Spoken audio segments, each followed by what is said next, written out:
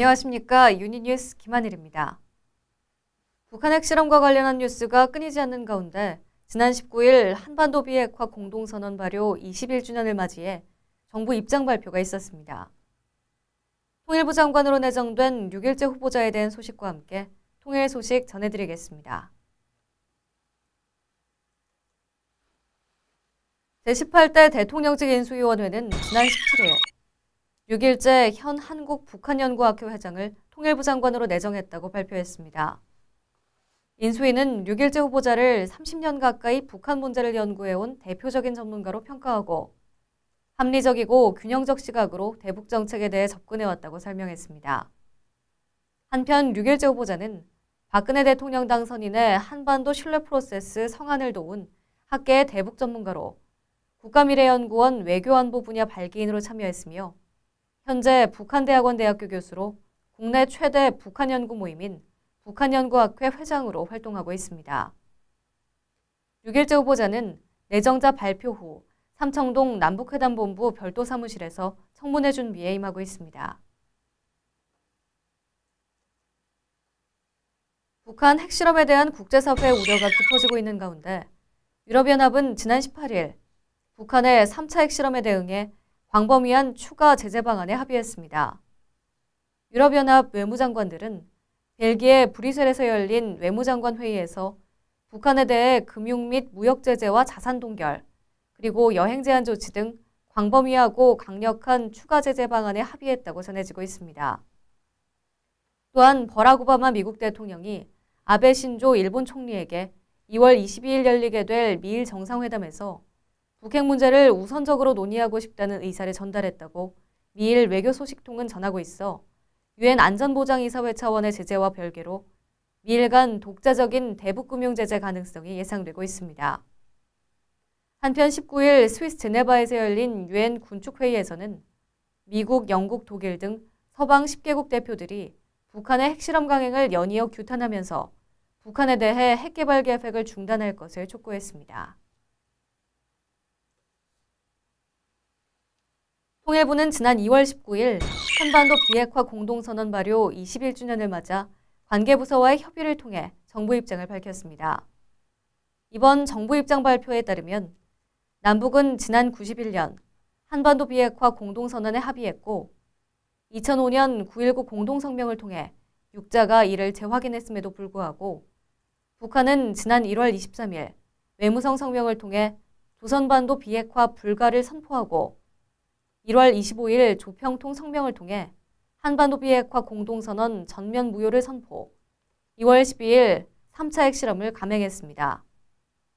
정부는 그동안 남북회담 등 계기시마다 북한에 대해 핵 폐기를 지속적으로 설득해왔으며 앞으로도 북한에 대해 한반도 비핵화 공동선언, 9.19 공동성명 준수를 지속 촉구해 나갈 것이라고 밝혔습니다. 동시에 국제사회와 공조해 북한이 핵을 포기할 때까지 설득과 제재를 지속 강화해 나갈 것임을 밝혔습니다. 또한 북한이 하루속히 유엔 안보리 결의에 따른 국제규범은 물론 한반도 비핵화 공동선언 이행과 핵개발을 포기하는 등 국제사회의 건강한 일원으로 나올 것을 다시 한번 촉구한다고 강조했습니다. 통일부 통일교육원에서는 학점은행제 참여자를 대상으로 통일교육을 실시하고자 13학년도 1학기 학점은행제 통일교육 학점인정과정을 개설하고 무료로 운영할 예정입니다. 이번 강좌는 교양학점 인정과정으로 통일문제연구, 북한의 정치와 사회 등 2개 과목 각 3학점이며 금년 3월에서 6월 사이 사이버 강의와 집합교육 형태로 운영됩니다. 본 과정에 참여하고자 하는 학점은행제 학습자들은 2월 19일과 20일 중 통일교육원 홈페이지에서 신청하시기 바랍니다. 통일부 통일교육원은 통일교육 기본교재인 2013년 북한이해를 발간했습니다. 이번에 발간된 북한이해는 김정은 정권 등장으로 인해 변화된 북한 실상을 반영해 2012년판의 기본 고울격에 부분적으로 수정 보완을 가했습니다.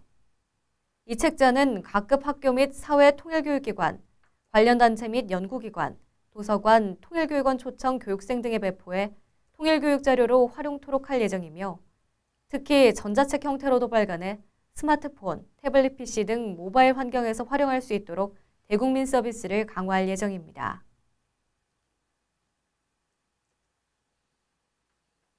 통일부는 2012년 한 해 동안의 통일정책 추진 내용을 종합적으로 정리한 2013 통일백서를 발간 배포했습니다.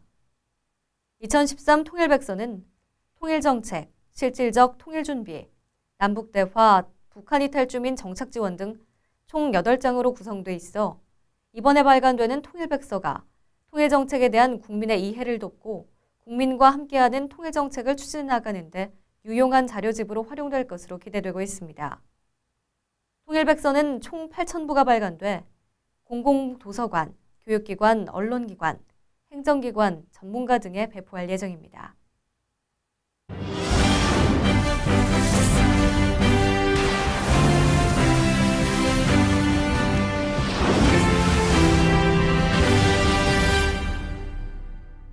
매주 금요일 전문가를 모시고 한 주의 남북관계 및 통일과 관련한 문제에 대해 심층적으로 알아보는 통일 이슈입니다. 2월 14일 북한이탈주민지원재단의 2012년 북한이탈주민 실태조사 결과 발표가 있었습니다. 오늘은 지난 한 해 북한이탈주민의 실태조사와 함께 지난 2월 19일부터 서비스가 시작된 동포사랑 애플리케이션에 대해 이야기 나눠보도록 하겠습니다. 북한이탈주민지원재단 교육연구센터의 전현숙 팀장님께서 자리해 주셨습니다. 팀장님 안녕하세요. 네, 안녕하세요. 네, 2012년 북한이탈주민 실태조사 결과 발표를 하셨는데요. 네. 이 대상이나 기간, 분야 등 어떻게 조사가 이루어졌는지 궁금합니다. 이 조사 과정에 대한 설명 부탁드리겠습니다. 네, 우리 이 북한이탈주민지원재단에서 실시한 실태조사는 남한에 입국한 지 6개월 이상 된 북한이탈주민 전체를 대상으로 하였습니다. 그 이유는 6개월 정도는 되어야 경제활동 상태가 어떤지를 파악할 수 있기 때문에 기간을 그렇게 정했는데요. 대상은 2011년도 12월까지 입국한 북한이탈주민 전체를 대상으로 2012년 6월에서 8월까지 3개월간 조사를 진행했습니다. 조사원들은 저희 북한이탈주민지원재단의 소속 직원으로 활동하고 있는 전문상담사가 직접 가구를 방문해서 대면 면접조사 형식으로 이루어졌고요. 북한이탈주민에게는 이런 조사가 있습니다 라고 안내하고 2차적으로는 전화해서 의향을 묻고 그것에 수용하시는 분들을 대상으로 접촉을 하였습니다. 특히 이 조사원으로 참여한 전문상담사 선생님들은 2009년도부터 각 지역에서 북한이탈주민과 충분한 신뢰관계가 형성된 전문가분들이십니다. 그래서 이번 조사에서 이분들이 참여했다는 것은 이 조사의 신뢰도를 높이는 데 상당히 기여했다라는 평가를 받고 있습니다. 네, 주거부터 경제활동, 교육, 그리고 건강과 의료 실태까지 네. 상당히 폭넓게 조사가 이뤄진 것 같던데요. 네, 그런데 이런 북한이탈주민 실태조사 하는 이유가 뭔가요? 네, 우리 북한이탈주민이 우리 사회에 한 2만 4천여 명이 같이 살고 있는데요. 그동안 우리 북한이탈주민 전체의 정착 실태가 어떠한지 또 이들의 상황은 어떠한지에 대한 조사는 이루어지지 않았던 그런 한계가 있었습니다. 개인 연구자나 어떤 단체에서 한 500여 명 정도의 북한이탈주민 대상으로 조사한 것을 전체 북한이탈주민에게 적용해서 정책을 만들고 정착지원 서비스를 제공하다 보니까 이게 과연 일반화의 오류는 없을까라는 것에 대한 제기들이 좀 종종 있어 왔습니다. 그래서 저희 북한이탈주민지원재단에서는 재작년 2011년도와 2012년도 2년 연속 전수 대상으로 북한이탈주민 실태를 조사함으로써 그들이 구체적으로 어떻게 우리 사회에 정착하고 있는지를 파악을 하고 그 조사를 중심으로 해서 정책을 수립하고 정착지원 서비스를 제공하고자 하는 그런 목적으로 이 조사를 실시하게 되었습니다. 네, 전수조사까지 하셔서 노고가 많으셨을 것 같은데요. 이번 조사를 통해서 중점적으로 봐야 할 부분 중에 하나가 이 북한 이탈 주민분들이 우리 사회를 어떻게 받아들이고 있는가 이 부분인 것 같습니다. 네, 이 직접 실태조사를 하시면서 많은 것들을 느끼셨을 텐데요. 남한 생활에 대체적으로 만족하는 편인가요? 아무래도 이거는 상대적으로 보아야 될 것 같습니다. 우리 북한 이탈 주민이 북한에서의 생활보다 남한에서의 생활에 만족하는 만족하는 비율을 조사를 했는데요. 한 70% 정도가 남한 생활에 만족한다. 보통이 한 30% 정도, 그리고 불만족 비율은 4%에 불과했습니다. 이러한 상황을 보면 북한 해탈 주민들이 비교적 북에서보다는 남한에서의 생활에 전반적으로 만족한다라고 평가해도 될 것 같습니다. 그런데 이 향후 생활 수준이 나아질 것이라는 긍정적인 응답과는 달리 경제 활동의 경우 상황이 아주 좋은 건 아닌 것 같습니다. 이 실업률이나 평균 임금 어느 정도인가요? 네, 맞습니다. 우리 북한 해탈 주민이 어떻게 정착했느냐에 대한 기준은 경제활동 상태가 어떠한지로 아마 보는 것이 아주 보편적인 시각인 것 같은데요. 이번 조사에서 보면은 우리 북한 해탈 주민의 실업률이 7.5%로 나왔습니다. 일반 국민이 한 2.8% 정도라고 치면 실업률이 아직도 상당히 높은 편이죠. 그래도 재작년 한 몇 년 전만 해도 북한 해탈 주민의 경제활동 상태가 일반 국민의 한 70% 정도 수준이었다면 2012년 작년 조사에서는 85%까지 개선된 것으로 나타나서 좀 긍정적으로 볼 수는 있는데요. 아직 그럼에도 불구하고 일반 국민과 같아지려면 좀 시간은 좀 걸릴 것 같습니다. 평균 임금에서도 저희 실태조사에서는 북한 해탈 주민이 137만 원 정도로 조사되었는데요.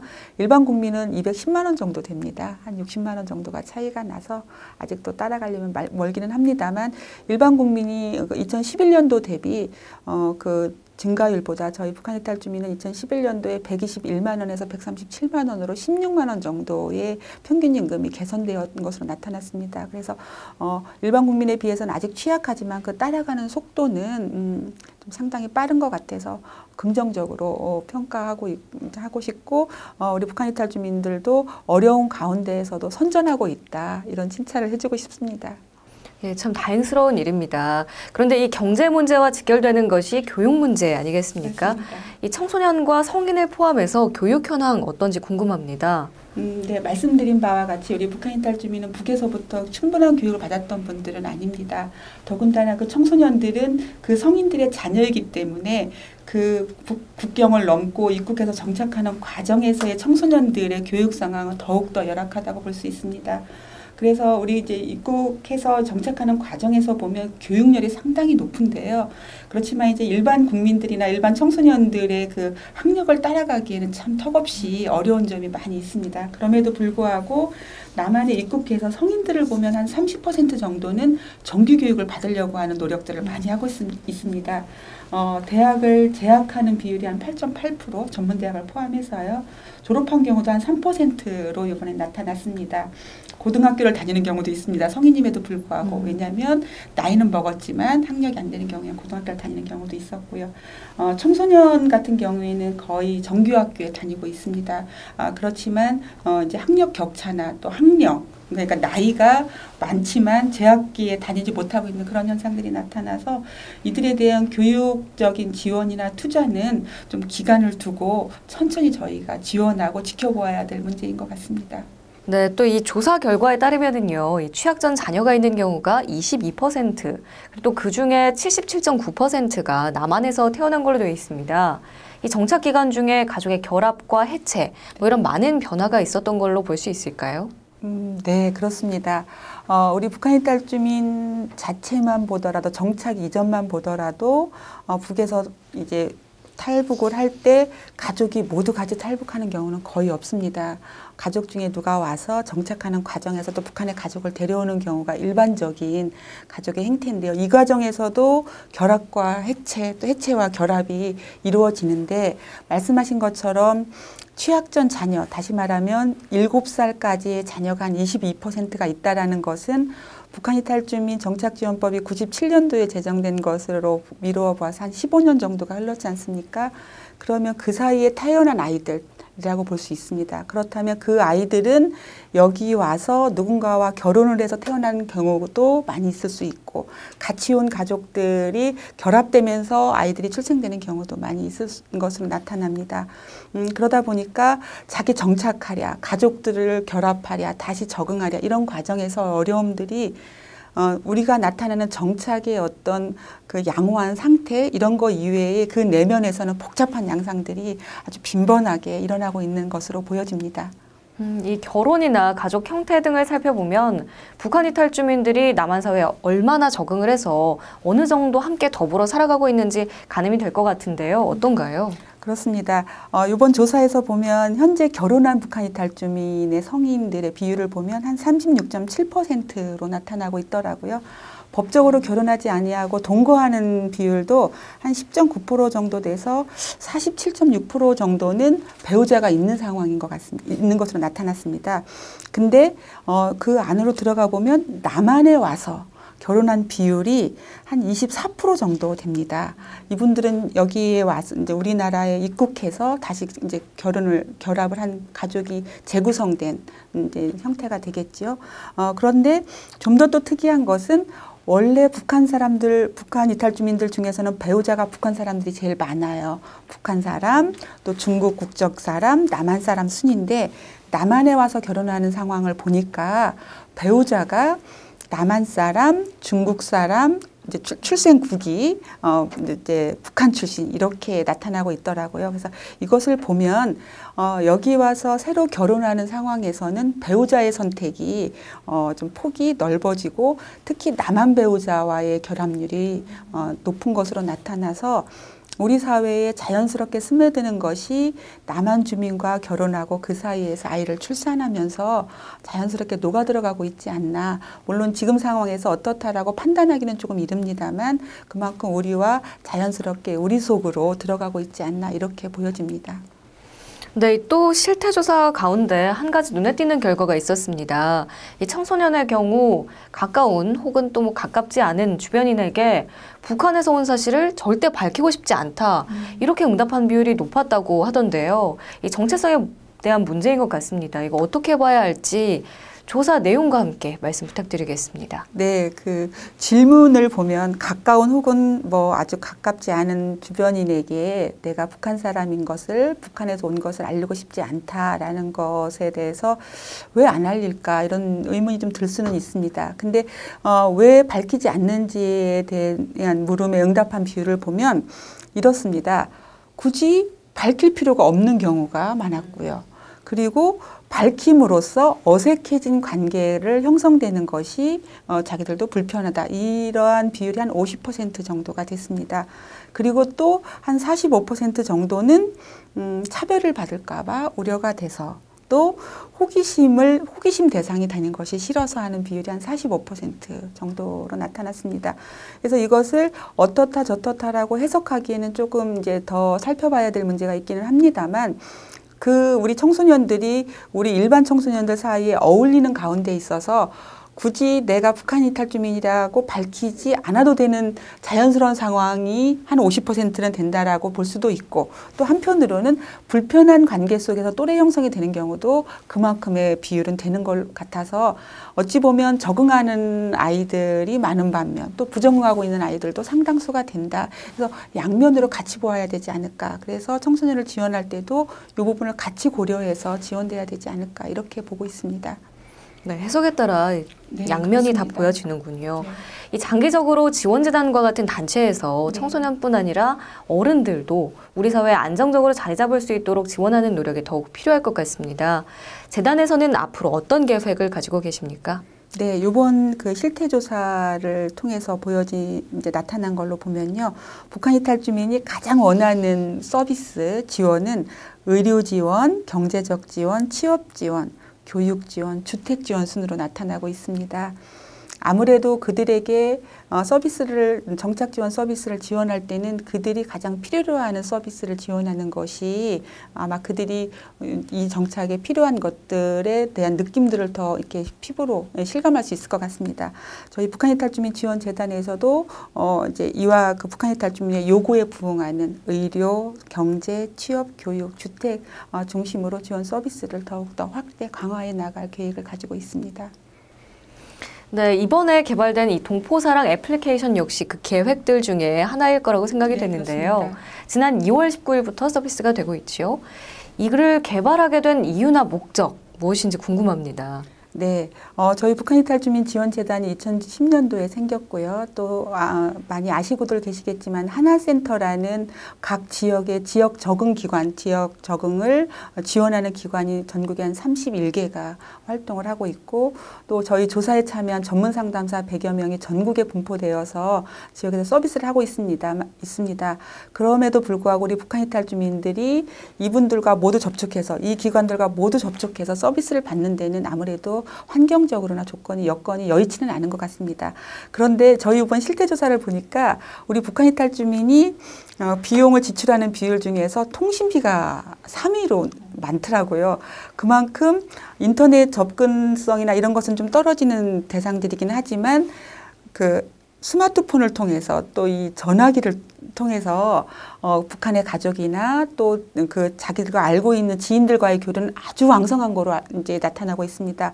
그래서 저희가 지원하는 서비스를 가장 많이 알리고 또 그들의 민원을 적시해서 적소에 해소할 수 있는 방법이 무엇일까 고민을 하다가 이들이 원하는 그러한 정보들을 모아서 애플리케이션으로 개발하자라는 그런 요구들이 또 이제 목적들이 생겼고요. 그래서 개발하게 됐고 작년부터 준비해서 올 1월까지 한 4개월간 개발해서 완료해서 이제 19일 날 그렇게 이제 출시하게 됐습니다.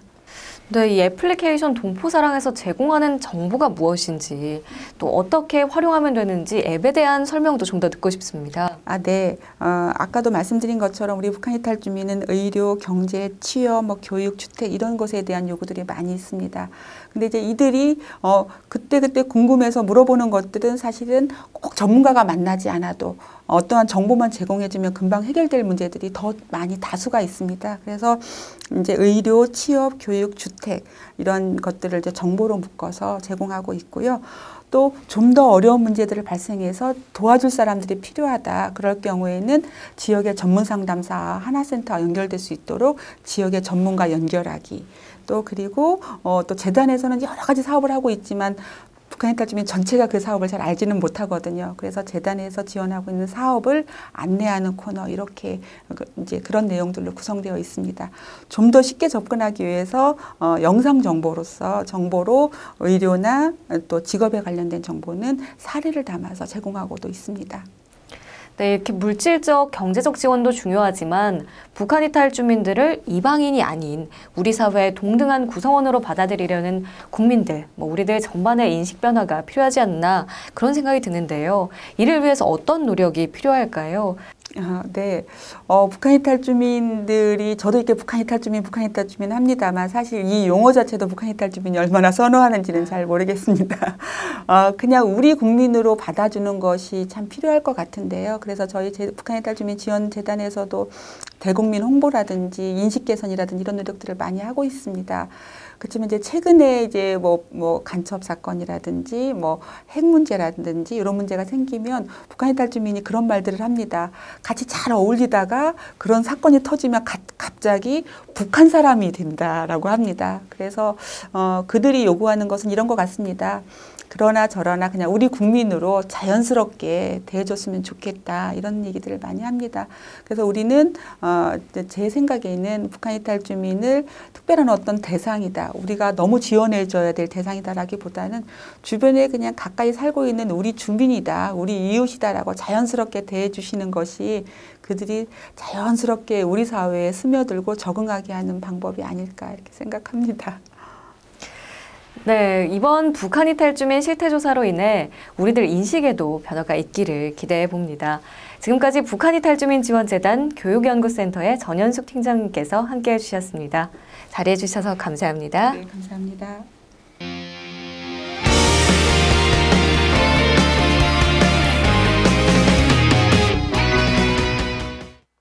지난 2월 20일 국회에서 통일TV 설립에 관한 정책토론회가 열렸습니다.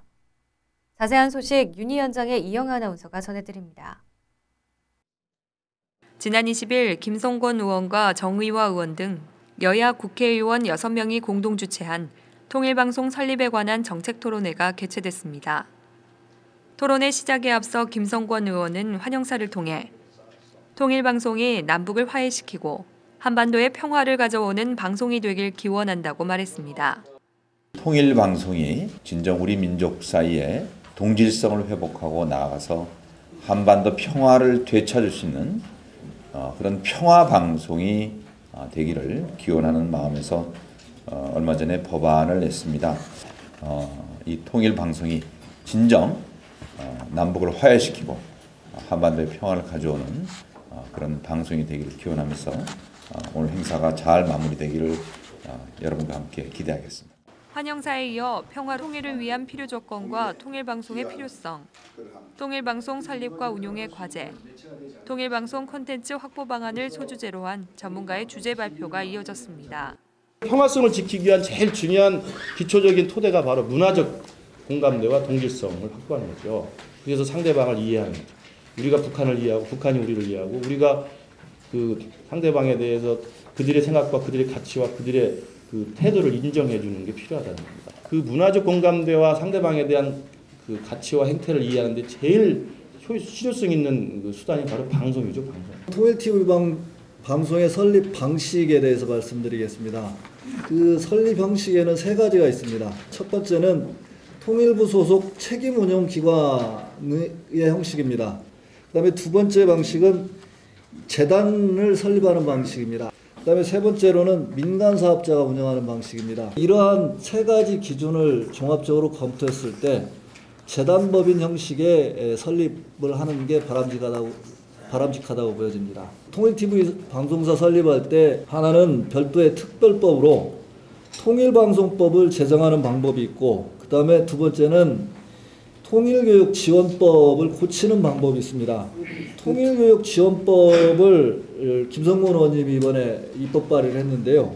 구체적인 내용은 국가 및 지방자치단체에 책무라는 제6조가 있는데 거기에 국가는 이 법에서 정하는 바에 따라 통일교육의 실시, 통일문제 연구의 진흥, 통일교육에 관한 전문 인력의 양성 지원, 통일교육에 관한 교재의 개발 보급, 그 밖의 방법으로 통일교육을 활성화해야 한다 이렇게 되어 있는데 그 밖의 방법으로 앞에 방송 매체의 운용 지원이라는 그 문구를 넣는 방안입니다. 남북한이 분단 이후 현재까지 동질성을 가지고 체제의 이질성 가운데 이질화 가운데 있어서 동질성을 찾는 게 쉽지만은 않죠.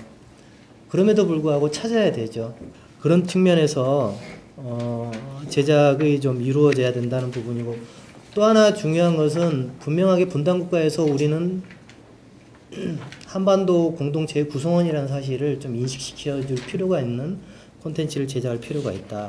통일방송이라는 형식적인 그릇을 만드는 것도 중요하지만 정말 고민해야 될 것은 콘텐츠라는 부분입니다. 그 내용을 어떻게 담지해내고 담아내고 또 사람들에게 이걸 통해서 평화에 대한 어떤 통일에 대한 긍정적인 인식과 함께 통일에 기여할 수 있는 그런 부분을 갖다가 함께 좀 고민하고 그것들을 담아내는 노력이 좀 필요하지 않을까. 주제 발표 후 이어진 토론에서 참석자들은 통일방송 설립의 필요성에 대해 공감하며 이에 대한 구체적인 방안을 제시했습니다. 우선 먼저 통일방송 설립의 필요성에 대해서는 이제 통일에 대한 국민들의 관심과 의지를 매우 높이는 유용한 수단이다. 이 부분에 대해서 저희 정부도 동의를 합니다.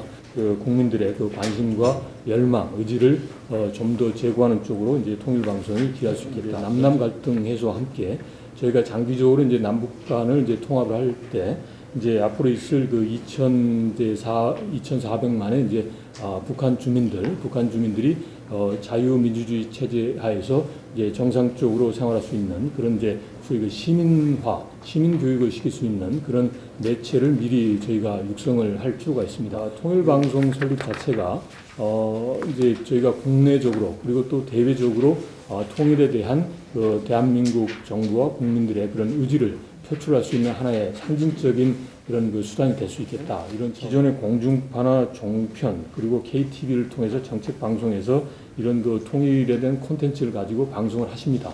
그렇지만 이제 여러분들이 잘 아시는 것처럼 이게 프로그램 수가 부족하고 그리고 또 뭐 최근에 이제 KTV에서도 보면 이제 통일과 관련된 거 그런 부분에 대해 축소 움직임도 있고 그래서 전체적으로 보면 그런 일관성과 지속성이 없겠다. 그리고 또 하나 예를 들면 비록 시청률은 낮다고 하더라도 통일방송이라고 하는 그런 전문 매체가 이제 설립되면 이제 일종의 그 레퍼런스 할 수 있는 그런 차원에서도 일반 그 국민들께서도 쉽게 영상 자료를 이제 접근 만날 수 있지 않느냐. 그런 2011년 10월부터 저희가 인터넷을 기반으로 해서 인터넷 통일 방송을 하고 있습니다.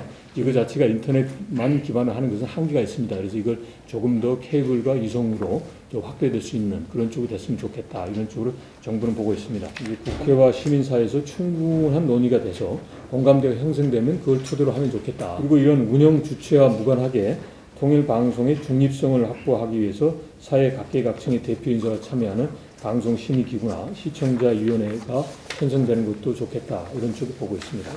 공익적 성격은 정부가 인정을 하기 때문에 예산 지원 문제에 대해서는 저희가 적극적으로 검토를 이제 할 예정이 있습니다. 이제 콘텐츠는 이제 많은 이야기 있었습니다. 그래서 공익성과 흥미성을 동시에 추구하는 가운데서 남남 갈등을 유발하지 않는 그런 방향에서 해야 된다는 데서도 정부가 입장을 같이 하고 있고, 이거는 아무래도 이제 다양한 분야의 사람들과 이제 전문가들이 참여를 해야 되지 않을까 싶습니다. 그리고 방송 대상은 이제 아무래도 이제 초기에는 일단 이제 우리 국민들을 대상으로 해서 이제 그 남남 갈등을 해소하는 방향으로 하고 점차 이제 남북 관계 상황이나 국민 여론 등을 감안해서 단계적 점진적으로 이제 북한 주민 대상으로까지 확대할 필요도 있겠다. 이제 그리고 북한 주민을 대상으로 할 경우에 방송 콘텐츠는 이제 우리 대한민국을 포함해서 국제사회의 실상을 북한 주민에게 널리 알릴 수 있는 그런 콘텐츠가 추가됐으면 좋겠다. 이런 입장을 갖고 있습니다. 그 법률적인 근거가 있으면 보다 안정적으로 통일방송을 추진할 수 있겠다. 이제 이런 이제 입장을 가지고서 이제 국회 그리고 또 이제 일반 시민사회에서 적극적인 관심과 지원을 해주셨으면 좋겠다. 이제 이런 입장이 있습니다. 제일 먼저 생각해 봐야 될 것이 과연 이 방송이 왜 필요하냐, 그리고 무엇을 위해서 기여해야 되냐, 이런 문제를 먼저 우리가 봐야 된다고 생각합니다. 아까 말씀하시다시피 동서독 통일에서 결정적 역할을 한 것이, 저는 아마 동서독이 TV를 같은 걸 보고 결국 그것은 문화를 공유했다는 걸 말해줍니다. 하지만 남과 북은 60년 동안에 서로 단절돼 있었기 때문에 문화적으로 완전히 벗어나 있습니다. 일단 남과 북이 이런 통일방송, 그래서 남과 북이 같이 보는 콘텐츠를 만들자, 이런 얘기를 많이 하는데, 결국은 우리가 콘텐츠를 어떤 콘텐츠를 취사 선택하고 어떤 거 할 것이나 전문성과 콘텐츠 취사 선택의 능력이 상당히 중요하다. 또 국회에서 예산이 일단 중요하고 뭐 국회에서 노력해가서 받는다 쳐도 이게 또 인력이 또 중요합니다. RMTV 모델을 저는 적극적으로 좀 공감을 합니다. 이거는 뭐 아까 말씀드린 대로 이유도 말씀드렸지만 방송 운영의 독립성 확보가 가능하다는 게 첫 번째 제 생각이고요. 그 다음에 정치적 중립성 확보가 유리하다. 그런 부분들에서 좀 저는 적극 공감합니다. 통일방송의 안정적인 정착을 위해서는 제가 말씀드린 대로 고품질적 콘텐츠가 확보가 적극적으로 필요하다는 부분이고, 그래서 이제 시청자들로부터 관심을 끌기 위해서는 이제 그 콘텐츠의 제작이라든지 유통이라든지 홍보에 더 많은 고민이 좀 필요하지 않을까 하는 생각이 듭니다. 방송 설립에 대해 찬반을 묻는다면 저도 당연히 찬성입니다. 이 단계에서 조금 조언할 수 있다면, 이게 지금 종편도 시청률 매우 떨어지고 전문 채널은 뭐 말할 것도 없는데, 그런 부분에 예컨대 시청자의 관계에 있어서 이게 어느 정도 역할을 할 거냐라는 고민들이 다 이제 하나 표현되어 있고요. 그 다음에 남북관계 특수성을 감안했을 때 어느 정도 이 프로그램의 다양성을 인정해 줄 거냐라는 문제가 역시 있죠. 또 이제 결정적으로는 컨텐츠를 얼마나 확보할 것인가라는 세 가지 문제가 역시 오늘 토론에서도 역시 세 가지가 제시된 것 같습니다. 무리하지 않고 단계적으로 점차 전문가들이 많이 배출되는, 일종의 박사들도 좀 들어와서 방송 제작 인력은 전문 인력이지만 그거를 만들어내는 기획 인력 같은 경우는 지금 대학 박사 출신들도 많이 좀 수용하고, 그래서 점차 프로그램을 해서 이런 전문 인력들이 점차 만들어 나간다는 이런 관점에서 접근하면서 지금 제기되고 있는 여러 가지 문제를 풀면 좋지 않겠나, 이렇게. 한반도 통일을 위한 통일방송의 역할과 설립 과제란 주제로 열린 이번 정책 토론회에서 참여자들은 분단으로 인한 남북한의 이질감을 해소하고 한반도 통일의 초석으로 자리매김할 통일방송의 설립이 필요하다는 데 뜻을 함께했습니다. 윤희연장 이영화입니다. 전국 각 지역에서 통일을 꿈꾸며 구슬땀 흘리는 분들을 만나보는 시간. 통일톡톡 통일유람기 순서입니다. 구수한 사투리로 들어보는 통일 세상. 오늘은 북한 이탈 주민에게 친정엄마가 되어준 제주도민 신혜복 어머님을 만나보겠습니다.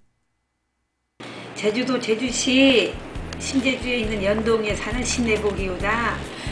제주도의 하나센터형에 우리 제주도 특별자치도 바르게 살기 협의회 우리 여성회가 결연해가지고 이번 그 북한 이탈 주민 정착 지원 그 활동을 저희들이 하게 되었으다게 우리 그 중에 그 하나가 친정 어머니 맺기 그 사업을 해줍주게. 친정 어머니 맺기 사업이란 뭐과? 예.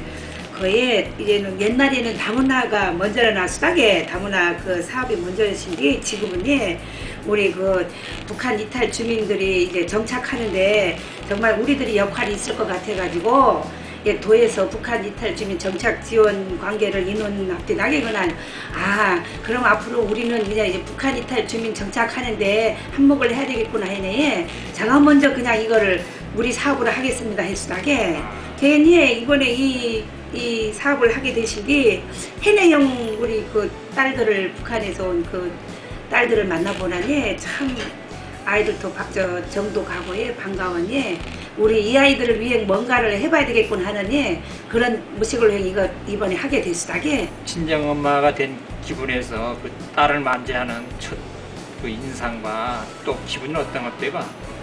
걔는 우리가 이제 처음으로 그 북한 이탈 주민 그 여성들을 만나면은 참 어둡겠구나. 그쪽에서 고생을 많이 해서 그렇게 생각을 했는데 우리 제주도에 하나센터가 있는데 그 센터에서 역할을 참 많이 한 것 같아.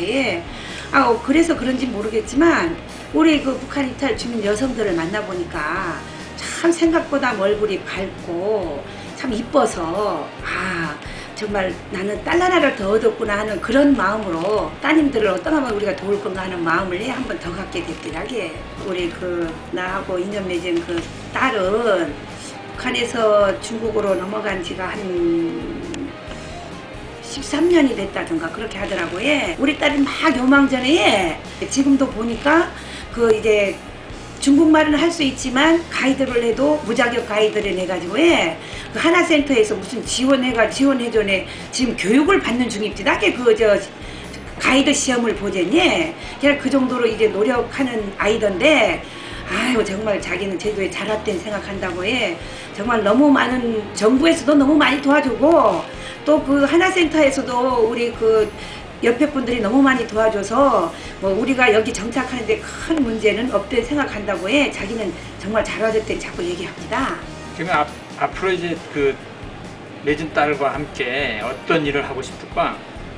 걔는 구체적으로 어떤 계획을 딱 세워서 어떻게 하는 것보다도 그래도 북한 삶하고 우리 이 대한민국의 삶이 틀리지 않을까 걔나 우리 북한이 여성들을 탈주한 여성들을 제주도보다도 우리 대한민국이 뭔가 어떤 곳인가를 먼저 이렇게 가르치가면 우리 딸들이 정착하는데 우리가 정말로 어떤 역할을 해야 되지 않을까 하나씩 고려쳐 보자 냅시다.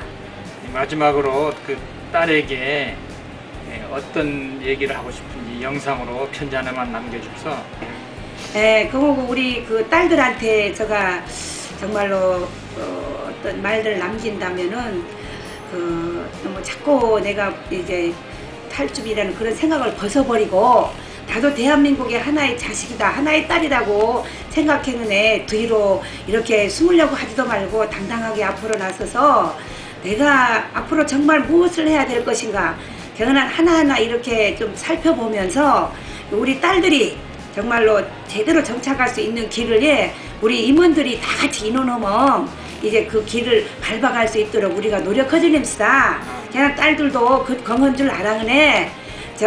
우리를 이렇게 거리감 두지 말고 친정 엄마구나 아니면 엄마 하나를 더 얻었구나 이렇게 생각해그네. 어려운 부분이나 이런 부분이 있으면 한번에 인원도 하고 찾으면서 예를 들어서 우리가 이렇게 못하더라도 찾으면서 인원도 하고 영어면 우리 서로 잘 나가면 정착하는데 큰 문제가 없지 않을까 그런 생각하면 저는 딸들도 이 문제가 있으면 우리들한테 우리가 먼저 연락 안 해도 먼저 찾으면 우리한테 연락도 하고 건해요. 여전히 북한의 제3차 핵실험과 관련한 문제가 해결되지 않은 가운데 북한 주민들의 삶은 여전히 어려운 상황 속에 놓여 있습니다. 삶에 대한 기본적인 권리조차 보장되지 않는 북한 인권 실태에 우리 모두가 귀를 기울여야겠습니다. 끝으로 통일교육원에서 준비한 북한 인권 신장을 위한 노력 보내드리겠습니다. 고맙습니다.